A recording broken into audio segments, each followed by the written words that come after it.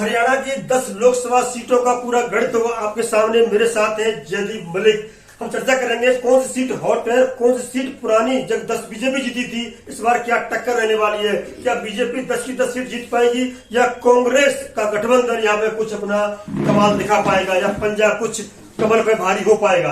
चर्चा करते हैं। जल्दी बताइए, सबसे पहले सबसे हॉट सीट मानी जाती है गुड़गांव की। जब कांग्रेस पहले कांग्रेस में थे राव साहब, आजकल बीजेपी में है और यहाँ पे टक्कर दूर दूर तक नहीं दिखती। हाँ, वो पहले राव इंद्रजीत सिंह वो पहले कांग्रेस में थे, मतलब अब बीजेपी में है। 2 बार सांसद, अब तीसरी बार भी उनको टिकट दे दिया गया, उनका रिपीट कर दिया गया है। और कांग्रेस की तरफ से, इंडिया अलायंस की तरफ से आम आदमी पार्टी और वो कांग्रेस का जो है ना गठबंधन है, कुरुक्षेत्र से सुशील गुप्ता कुरुक्षेत्र से सुशील गुप्ता को टिकट दे दिया गया है। आम आदमी पार्टी ने दिया है, वो फाइनल हो चुका है और किसी भी सीट पर टिकट नहीं दिया है। लेकिन गुड़गांव से संभावना है 2 लोगों की। सबसे पहला नाम है राव दान सिंह का, जो महेंद्र राव दान सिंह। हाँ, संभावना है कि इनको टिकट दी जा सकती है। एमएलए है हरियाणा इंडिया गठबंधन से जी। और दूसरा नाम है एक जितेंद्र भारद्वाज का। जी। इन दोनों में किसी को भी टक्कर देंगे वो जितेंद्र भारद्वाज। हाँ, इन दोनों में से किसी एक को टिकट दी जा सकती है गुड़गांव से। और जी, ये टक्कर बल दे पाएंगे यहाँ पर भारत गुड़गांव में। हाँ, हो सकता है। इंडस्ट्रियल एरिया पूरा, और ज्यादातर जो लोग हैं इस तरह के बीजेपी के पक्ष में वोट करते हैं, देखा होगा आपने। हाँ, साउथ हरियाणा ज्यादातर बीजेपी डोमिनेट, साउथ हरियाणा पूरा बीजेपी की वोट करता है। तो क्या इसमें उनको राव को टक्कर मिलेगी? हाँ, बिल्कुल टक्कर तो मिलेगी वो, क्योंकि राव दान सिंह काफी पॉपुलर है उस एरिया में और शायद उनको टक्कर दे पाएंगे। तो काफी बड़ी समस्या भी है, टक्कर हो पाएगी। अब बात करते साथ ही फरीदाबाद की, जो दिल्ली से लगे हुए क्षेत्र है दोनों, ये फरीदाबाद का है। या इससे पहले मतलब कांग्रेस का वर्चस्व था फरीदाबाद में, किंतु जब से बीजेपी सत्ता में आई 2014 के बाद में गणित बदल गया पूरा। हाँ, 2014 से वहाँ पे 2 बार सांसद हैं कृष्णपाल गुर्जर, जो हरियाणा प्रदेश से उसके बीजेपी के प्रेसिडेंट भी आ चुके हैं। और तीसरी बार भी उनका बीजेपी ने रिपीट किया है, रिपीट कर दिया है, मंत्री भी रहे वो। अकेले वो गुर्जर नेता है हरियाणा में, तो इसलिए उनको रिपीट भी किया। और जाति समीकरण लिखते हुए जाति समीकरण। और कांग्रेस या इंडिया अलायंस की तरफ से यहाँ से नीरज शर्मा नाम का एक एमएलए है, नीरज शर्मा, तो उनको टिकट दिया जा सकता है, ऐसा कयास लगाए जा रहे हैं। और एक नाम और है करण सिंह दलाल का, जो पलवल से शायद एमएलए हैं, उनको भी टिकट दिया जा सकता है। वो जाट नेता है, तो उनको भी टिकट यहाँ से दिया जा सकता है। टक्कर हो पाएगी? टक्कर बिल्कुल हो पाएगी, क्योंकि दोनों एमएलए वहां से इस एरिया से हैं।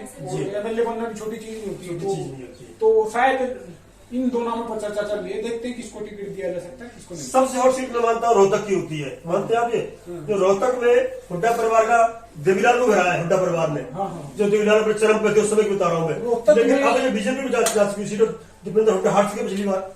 हाँ, पिछली बार बहुत ही करीबी माने 3-4 हजार वोटों से आ रहे थे, लेकिन अब की बार यहाँ पे इंडिया अलायंस की तरफ से लगभग आप 200% मान के चलिए कि दीपेंद्र हुड्डा को टिकट पक्का मिलेगा। दूसरी बात है यहाँ पे इंटरेस्टिंग बात क्या है कि जैसे दुष्यंत चौटाला को मोआ खट्टर का, मतलब जेजेपी को ये बता दें, हम बता रहे क्या बता रहे जेजेपी और इसका जेजेपी देखिए आप, जेजेपी और बीजेपी का जो गठबंधन है, तो बीजेपी ने दुष्यंत चौटाला को बोला था कि आप रोहतक से चुनाव लड़ सकते हैं। ये रोहतक से चुनाव लड़ सकते हैं। बीजेपी इसमें इंचार्ज में फायदा लेना चाहती है, मतलब बीजेपी चाहती है, क्योंकि बीजेपी के पास मेरे हिसाब से, जो मुझे जानकारी, बीजेपी के पास हरियाणा रोहतक लोकसभा के लिए कोई कैंडिडेट नहीं है। हालांकि अरविंद शर्मा वहां से एमपी है, लेकिन उनका टिकट कटना पक्का बताया जा रहा है, उनका टिकट कटेगा। लेकिन टक्कर देना कोई नहीं है, क्योंकि दीपेंद्र हुड्डा यहाँ से एक तरफा जीतने वाले हैं, ऐसे कैश लगा रहे, उनका घरेलू मैदान है। अभी हमने बता दो, आपको सर्वे किया था, सर्वे में जो टॉप 11 अपने क्षेत्र में पॉपुलर नेता है, नंबर 1 पे थे गृह मंत्री अमित शाह, नंबर 2 दीपेंद्र हुड्डा रोहतक से थे। वही तो इसके पास बीजेपी को 92% लोग चाहते हैं रोहतक से दीपेंद्र हुड्डा लड़े। बहुत बड़ी बात होती है, पूरे देश में नंबर 2 पे थे वो। तो इसी कारण बीजेपी को शायद यहाँ से घटे वो अच्छा कैंडिडेट नहीं मिल रहा। हालांकि जाट डोमिनेटेड सीट है, कयास ही लगाए जा रहे हैं कि यहाँ से पूर्व जो हरियाणा में पूर्व क्या थे, वो वित्त मंत्री थे कैप्टन अभिमन्यु, उनको यहाँ से टिकट दिया जा सकता है। या अगर उनको टिकट नहीं मिलता है तो ओपी धनखड़, जो बीजेपी के प्रेसिडेंट है, और उनको टिकट यहाँ दिया जा सकता है। दोनों ही जाट नेता हैं, तो दीपेंद्र हुड्डा वोट काटेंगे, ऐसा लगता है आपको? हाँ इनका भी हो सकता है, से। ये तो चल अलग ही है, क्यों लगा है, क्यों अलग हुए, क्यों नहीं है, लेकिन सोचा ये जा रहा कि ये जाट वोटों में से हमारी करेगा और फिर जो नॉन जाट की वोट है वो बीजेपी को मिलेगी, वो बीजेपी की सीट निकल जाएगी। एक और यहाँ पर देखो चर्चा का विषय बना हुआ है, दोबारा बता दूं आपको, ये अम्बाला सीट है, चलती है रिजर्व सीट है ये, हाँ। किंतु यहाँ से जो गृह मंत्री थे, इनकी सरकार हटने के बाद दोनों सरकार हटी तो वो भ्रष्ट होता जा रहा है। अम्बाला और सिरसा दो ही लोकसभा सीट ऐसी है हरियाणा में जो रिजर्व कैटेगरी इसमें है सिरसा पे। तो अम्बाड़ा से क्या है कि अम्बाड़ा कैंप से अनिल विज साहब गृह मंत्री हैं, मतलब तो पहले से शायद वो स्वास्थ्य मंत्री थे। स्वास्थ्य मंत्री भी, तो मतलब उनको नाराज इसलिए बताया, शायद वो भी चाहते हो सीएम पद CM के पद लिए, चाहते हैं। नायब सिंह सैनी को मिला तो चलो ठीक है, लेकिन अम्बाड़ा से बंतो कटारिया को बीजेपी ने टिकट फाइनल कर दिया, उसका घोषित हो चुका है। बंतो कटारिया रतनलाल कटारिया की वाइफ है, जिनका हाल फिलहाल में ही देहांत हुआ था, मतलब। और यहाँ से कांग्रेस या इंडिया अलायंस की तरफ से सबसे ज्यादा मतलब नाम आ रहा है, चर्चित नाम आ रहा है कुमारी शैलजा का, लेकिन कुमारी शैलजा तो बोला कहाँ से लड़ेगी वो, नहीं सुन तो लो मेरी बात। नाम ऐसा हो रहा है कि शैलजा का नाम सबसे आगे है, लेकिन अगर कुमारी शैलजा चाहती कि वो विधानसभा चुनाव लड़े, सीएम पद की रेस में आए, लेकिन अगर हाईकमान अगर शैलजा यहाँ से चुनाव लड़ेगी तो अकेला नाम उन्हीं का होगा। हालांकि हाईकमान में एक नया नौजवान लड़का है, उसका नाम प्रदीप नेवाल, जो गांधी परिवार के प्रियंका गांधी और राहुल गांधी के काफी क्लोज है। संजय कॉलेज नहीं है, संजय कुमारी, ये मुझे नहीं पता, लेकिन गांधी परिवार क्लोज माना जाता है। तो लेकिन मैं वो बोला ना आपको, मतलब अगर शैलजा का नाम यहाँ से लिया जाता तो कोई कैंडिडेट नहीं है, अगर उनका नहीं होता तो फिर सबसे टक्कर होगी इंडिया और शैलजा बहुत बड़ी नेता है, एससी कम्युनिटी के लिए, जो वो खुद एससी से आती है, तो मतलब टक्कर होगी। तो करनाल की बात करते हैं, ये खेती किसानी के लिए जाना जाता जिला है, और यहाँ पे क्या मतलब संभावना सीएम सिटी है करनाल, यहाँ से करनाल से जो कट रहे हैं वहाँ एमएलए भी है विधानसभा। देखिए ये सीएम साहब यहाँ से, हालांकि कल ही इन्होंने यहाँ से मतलब ये बोला कि अब मेरा यहाँ से कार्यभार छोड़ दिया है, जो एमपी का टिकट करनाल से इनको दिया है संजय भाटिया की जगह, संजय भाटिया टिकट कटेंगे। संजय भाटिया बीजेपी की प्रेसिडेंट की दौड़ में बताए जा रहे हैं। और दूसरा क्या है कि खट्टर साहब को बोला, ऐसा कयास लगाया जा रहा है मोदी के करीबी होने के कारण, उन्होंने दो तीन दिन पहले बोला बाइक में घूमते थे रोहतक से गुड़गांव, तो ऐसे कयास लगा रहे जा रहे हैं कि उनको शायद बीजेपी में सेंटर में जेपी नड्डा वाला पद मिले, मतलब प्रेसिडेंट का, नहीं तो कैबिनेट मिनिस्टर वो पक्का बनेंगे, इसलिए उनको यहाँ से टिकट दिया गया, करनाल से टिकट दिया गया है। और नायब सिंह सैनी को सीएम बनाया उनकी जगह।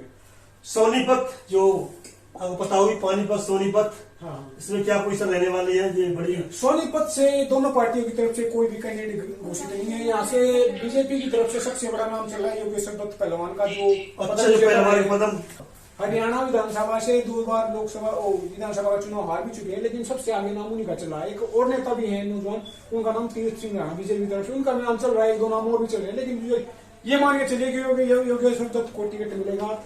मिलती है तो टक्कर में इंडिया अलायंस से कौन होगा? इंडिया अलायंस से 2-3 नाम बड़े हैं, उनका नाम है, एक तो है सुरेंद्र दरिया जो हुड्डा के मां से आते हैं, वो भूपेंद्र सिंह हुड्डा के काफी क्लोज जाते हैं। दूसरा नाम है पदम सिंह दाहिया जो INLD और जेजेपी के नेता रहे हैं, अब फिलहाल में ही उन्होंने भी कांग्रेस ज्वाइन किया, तो वो उनका भी नाम इस पे आगे आ रहा है। तो इन दो नामों पर चर्चा है, सबसे ज्यादा इस पर चल रही है। अब हम चलते हैं धर्म क्षेत्र कुरुक्षेत्र। कुरुक्षेत्र सीट में क्या टक्कर होने वाली है? कुरुक्षेत्र से जैसे इंडिया अलायंस, कुरुक्षेत्र से जैसे मैंने इंडिया अलायंस को सुशील गुप्ता जो मतलब राज्यसभा एमपी है आम आदमी पार्टी के, आम पार्टी आपकी हुई है। हाँ ये मतलब आपसे सुशील गुप्ता फाइनल है, इनका नाम डिक्लेयर हो चुका है।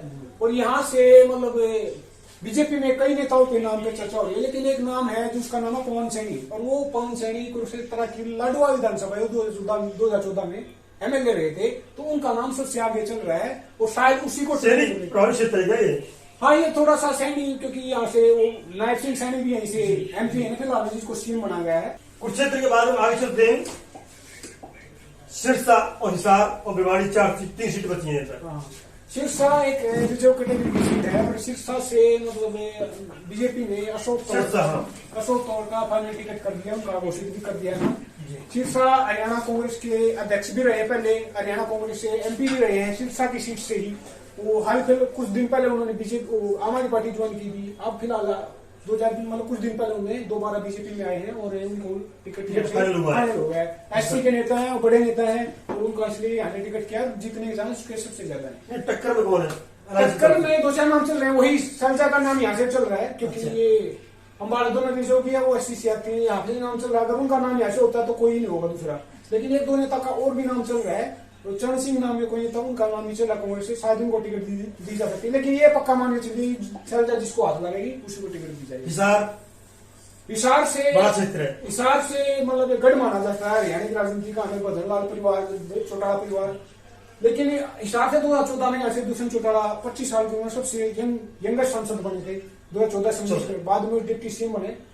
2019 में हालांकि वो हार भी गए थे कुलदीप बिश्नोई से, सॉरी उससे ब्रजेंद्र सिंह के लड़के से, उससे 2019 में हार गए थे वो। और अब की बात दोनों बेटे, तो अब की बार वो चुनाव लड़े थे। तो अब की बार कांग्रेस की तरफ से 3-4 नाम यहाँ पे आगे चल रहे हैं।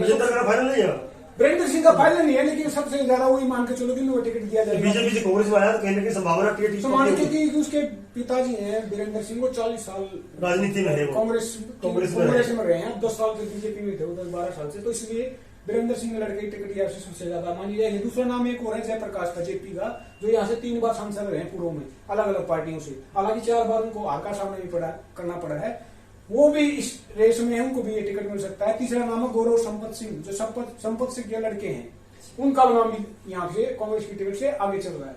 और एक इंटरेस्टिंग बात और बताऊं हिसार के बारे में, बॉक्सर विजेंद्र सिंह का नाम भी यहाँ से चल रहा है। ऐसा माना जा रहा है कि बॉक्सर विजेंद्र सिंह ने दिल्ली में डेरा डाल रखा है, दिल्ली को यहाँ से चाहते हैं, दिल्ली से, क्योंकि उनका गांव भी इसी में शायद आता है, तो वैसे भिवानी से हो, तो यहाँ से वो भी चुनाव यहाँ से लड़ना चाहते हैं, उनका नाम भी है। तो ये थे कांग्रेस के नाम। बीजेपी की तरफ से कुलदीप बिश्नोई का नाम सबसे आगे चल रहा है यहाँ से। दूसरा नाम बीजेपी की तरफ से एक नाम है रणवीर गंगवा, जो प्रजापति समाज से आते हैं, वो नलवा से विधायक है, हरियाणा विधानसभा में डिप्टी स्पीकर भी आई थिंक, तो उनका भी नाम इस सीट से चल रहा है। अंतिम सीट है हरियाणा की, और जो बहुत ही इम्पोर्टेंट सीट है भिवानी महेंद्रगढ़। भिवानी महेंद्रगढ़ से जैसा कि आपको पता, बीजेपी ने अपना कैंडिडेट घोषित कर दिया है, उनका नाम है धर्मवीर सिंह। धर्मवीर सिंह का रिपीट किया गया है, और कांग्रेस की तरफ से 2-3 नाम आगे चल रहे हैं, लेकिन सबसे आप 100% मान के चलो कि श्रुति चौधरी को दिया जाएगा, क्योंकि बंसीलाल परिवार से संपर्क रखती है, किरण चौधरी की बेटी है, पहले भी चुनाव लड़ चुकी है, जीत भी चुकी है, हार भी चुकी है। और दूसरा नाम वही गुड़गांव वाले रावदान सिंह का भी चल रहा है।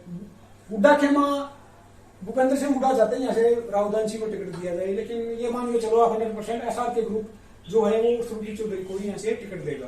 तो ये था 10 सीटों का विश्लेषण, हरियाणा की 10 सीटों का विश्लेषण बताया। बीजेपी की तरफ से कौन है, या इंडिया गठबंधन की तरफ से कौन है, या इंडिया गठबंधन की तरफ से, इंडिया गठबंधन की तरफ से, दोनों तरफ से बताया। आम आदमी पार्टी की ये कुछ सीट डिक्लेयर हो चुकी है, कांग्रेस की जो होनी है, बीजेपी कई फिर डिक्लेयर हो चुकी है, कुछ सीटें बाकी है, वो जल्दी हो जाएंगी। ये टक्कर होने वाली हरियाणा की 10 सीटों पर इस तरह से बने रहिए द पिलर के साथ। जय हिंद, जय भारत।